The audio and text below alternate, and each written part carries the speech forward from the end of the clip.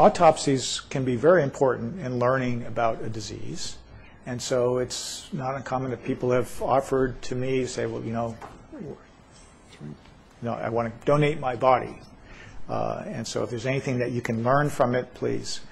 And I'd love to say that we could learn more frequently that way, but that's not always the best way. In somebody who, and there are, Hopkins actually has what's called a rapid autopsy service to try to get people as soon as they have died so that they can learn as much as they can. But what's better than that?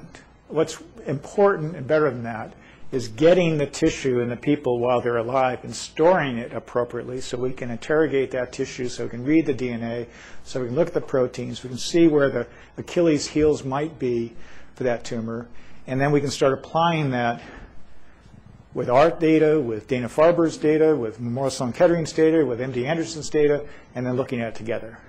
And that's a good, I think, segue to what Pam's going to talk about. So tissue is key. Understanding what's in the tissue is key. I'd much rather get it from the first surgery, which is another reason I think to have your first surgery, if you can, at an academic center where we keep the tissue forever and we freeze it. That doesn't happen in community hospitals. It happens with every patient who goes to UCSF, and then you have the luxury of seeing Greta too. But they freeze the tissue, we freeze the tissue, and we keep it forever. Did you say that UCSF, they do that? We do that, UCSF. Every academic institution does that. So I always wanted to ask the question, and I'm just curious. 13 years ago, Dr. Norton saved my life. 20 tumors in it, UCSF. Mm-hmm. And I'm thinking now it's back after 12 years, and Dr. Kintz is treating me. Mm-hmm. If that evidence is there, and I got killed in a car wreck, if I had it written down that the tumors would come, so it's possible that they could be checked back. So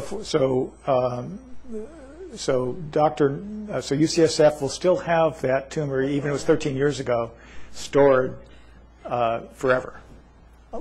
Understanding that there may be a study that we want to take a section of that and understand more and see, my goodness, here's somebody whose tumor came back in 12 years.